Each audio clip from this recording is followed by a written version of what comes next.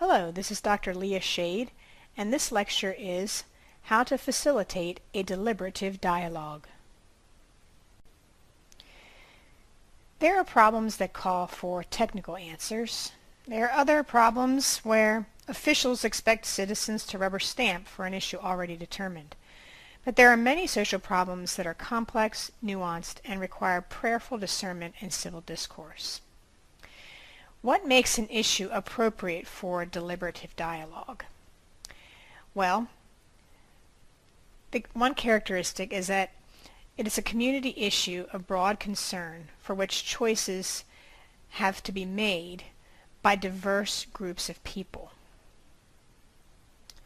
Another characteristic is that there are no clear right or wrong answers, as the issue involves value conflicts and underlying paradoxes that are difficult to resolve.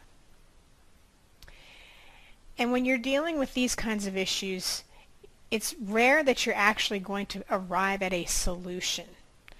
The conversation has to continue.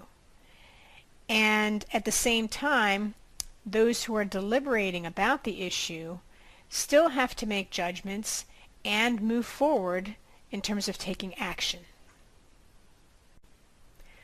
Another way to think about the issues that we address for deliberative dialogue is to distinguish between tame problems and wicked problems. And by wicked, I don't mean evil. I mean wicked as in really complex, convoluted, and complicated. Let's see what the differences are between tame problems and wicked problems. A tame problem is one where you have a technical solution. So like if your church has a roofing issue, you know what to do to get it solved. But a wicked problem involves value conflicts and underlying paradoxes that cannot be formally resolved. So if you have issues about whether to welcome LGBTQ folks into your congregation, that's not a technical problem. When you think about this roofing issue, you know that it's best handled by experts. When you think about LGBTQ issues, experts can help, but decisions involve tough choices and responsibilities that only the public should make. So this has to be done in deliberation among the larger church body. With your roofing issue, that's a tame problem because it's something that can be clearly measured and evaluated. You figure out what the problem is, you get your estimates, and you go ahead and solve it. But with your LGBTQ issues, there are key aspects that, while they allude to measurement and evaluation, they don't actually involve solving the problem through measuring or evaluating what's going on. So for example, you may have scientific studies that help people understand that the human brain is already pre-programmed in terms of its sexual orientation.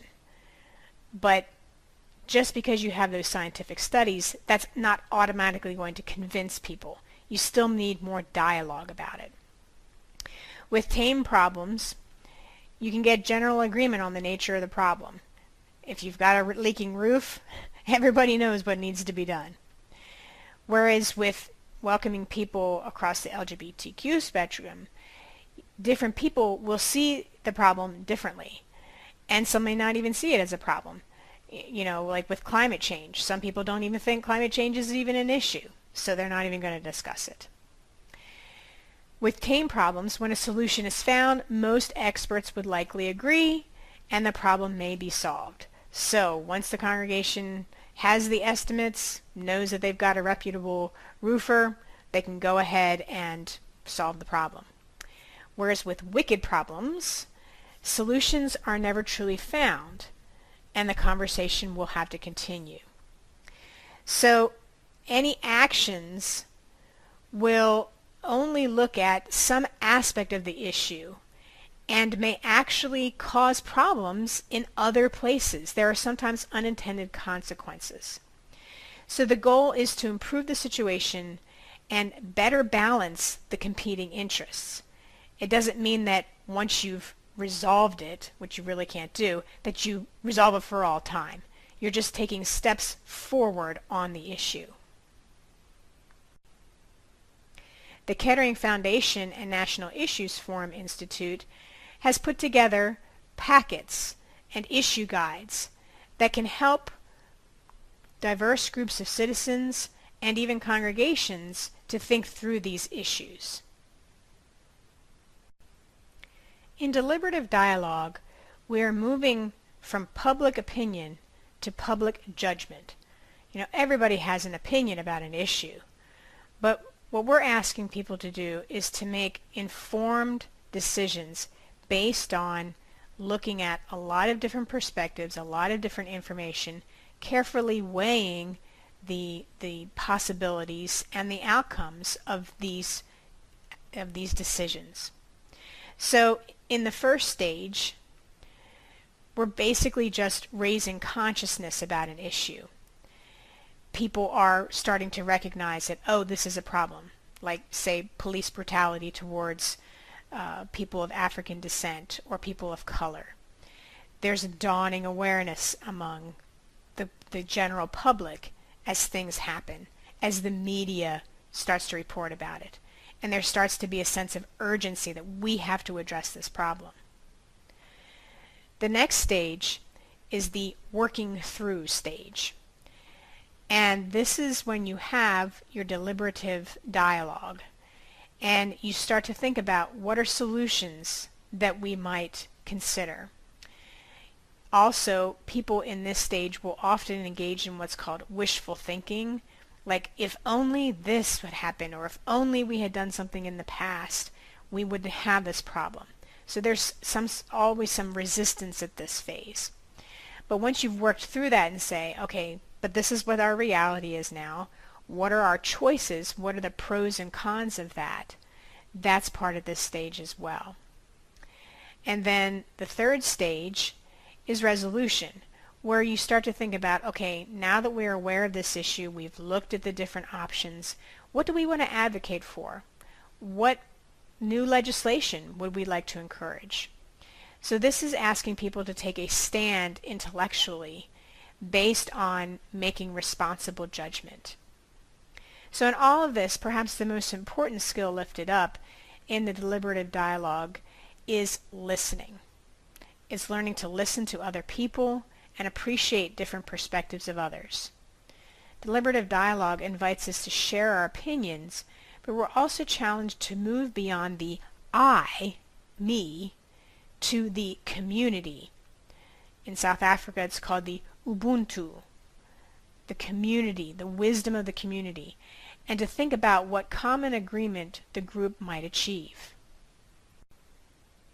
There are 4 key tasks of deliberative practice.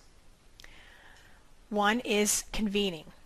So you're going to try to get an inclusive group of participants, different ages, different socioeconomic levels, different races, creeds, different cultures, people who have different expertise in the area, people of different political orientations, different genders. All of that, the more representation you get, the more diversity, the better. Another key task is issue analysis. So you take time to reach consensus and name the problem.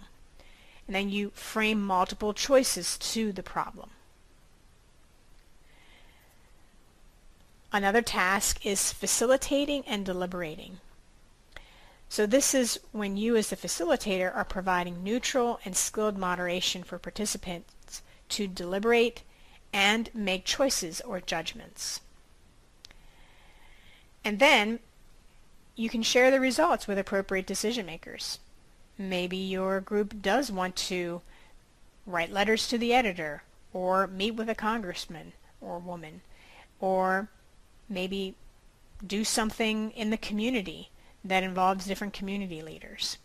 Those are all options.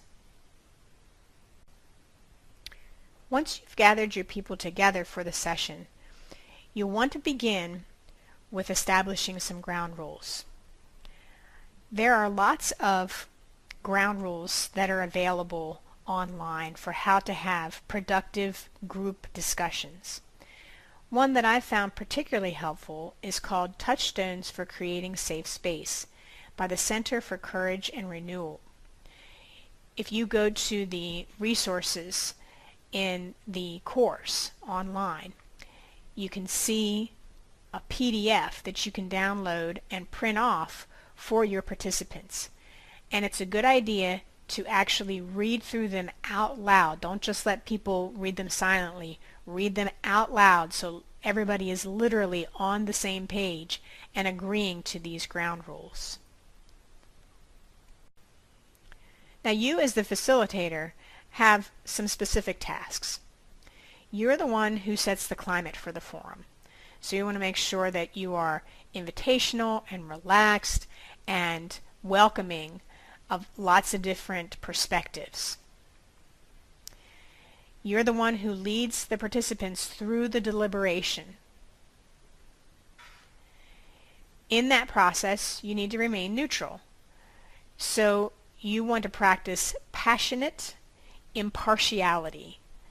In other words, while you don't want to seem like you are taking one side or another, you also have to demonstrate that you are engaged on the topic and very interested in what people have to say and what the wisdom of the group is leading towards in terms of weighing options. The facilitator also keeps people focused on the approaches, actions, and drawbacks. So you have to have some skills for leading groups. And in the next lecture, you'll see that I have specific guides and tips for how to be a good facilitator in a group setting. Now we're going to look at the stages of a national issues forum.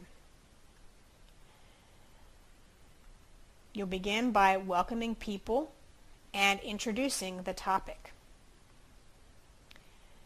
Then you'll go over the ground rules and the expected outcomes of the forum. You're going to review the key issues that you're going to deliberate about regarding this particular topic. You can introduce the framework for the discussion by a video, and I'll have some samples that you can look at. Some of them are a little shorter, some are a little longer, or you can just basically talk people through the process. But it helps to summarize the different approaches to issues. And you'll also review for people what the three approaches are for the issue that is at hand. Then you want to go around and ask people to share why they are concerned with this issue. What's at stake for them?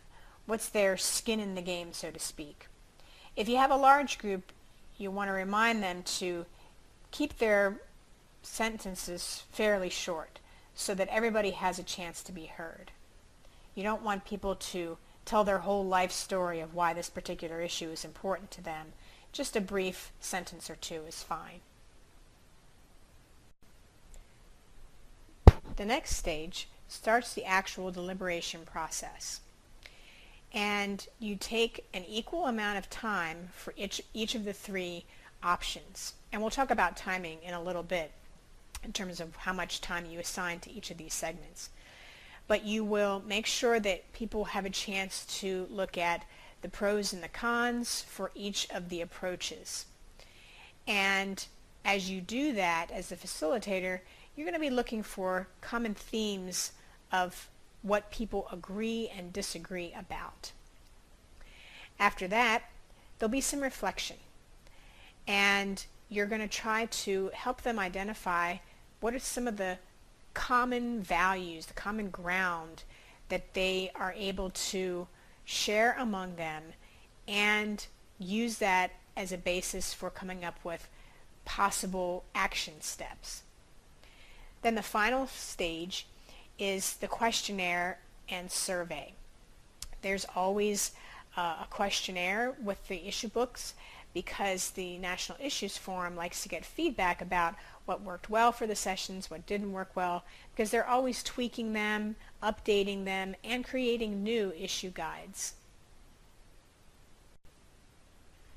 In terms of how much time you'll be taking for each of these segments, I recommend no less than a 90-minute session.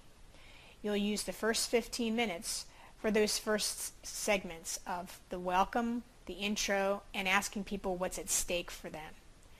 Then you're going to take 15 minutes for each of the 3 approaches, and that includes listing the pros and the cons.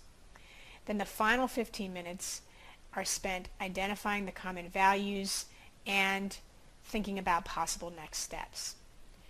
If you're really pressed for time, if you only get a 60-minute session, you can do these segments in 10-minute slots, but it really does not give enough time for people to think things through, and usually what ends up happening is that people get frustrated when they don't have enough time to really dig in. Actually, 2 hours is the best amount of time because it really gives people the opportunity to think deeply about these issues. But I find in churches that 90 minutes is about what most people can schedule in. These next few slides contain some pictures that I took of a deliberative dialogue that I led on gender-based violence, options for response. Because I want to show you what this looks like when you actually write down these different options.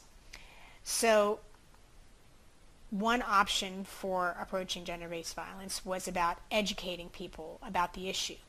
And you can see on the left, we listed the pros of educating and then the cons. The second option was participating in direct action regarding gender-based violence. And again, you can see what people listed as the things that were positive about this approach and the things that could possibly be negative outcomes. The third option was to engage in advocacy about gender-based violence. And again, you can see the 2 columns, the pros and the cons. And you probably noticed that through all of them, there were circles around certain words or phrases, because these were things that we then realized that were common themes across the pros and the cons in each of the 3 options. Now, I don't have an actual picture from this, but what we did next was to lift up what were the common values that we saw that came out of both the pros and the cons. So for them, the main value was saving lives and also preventing future abuse.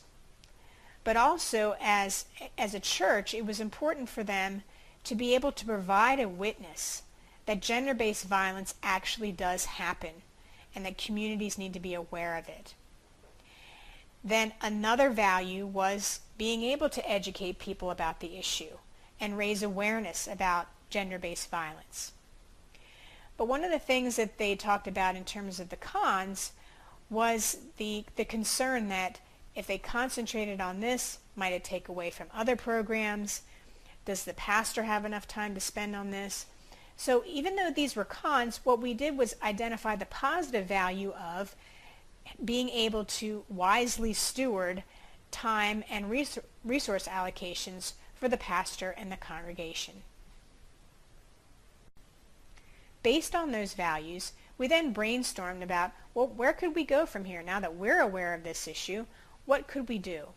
So we talked about maybe we need to do some more education events. Maybe we need to have some literature available. Maybe we need to have some adult forums or talk with our teens about this sort of thing. Maybe we can bring in a speaker, someone who's had experience with gender-based violence. Maybe we want to have another deliberative dialogue about this. Maybe there wasn't enough time to really get into these issues and we want to continue the conversation. Maybe there are resources out there, books to read, videos to watch, that we should engage before we come back together for conversation. And then another thing that they lifted up is to ask who is already doing this work. What are organizations, other churches that we might partner with to address this issue and to move forward on next steps?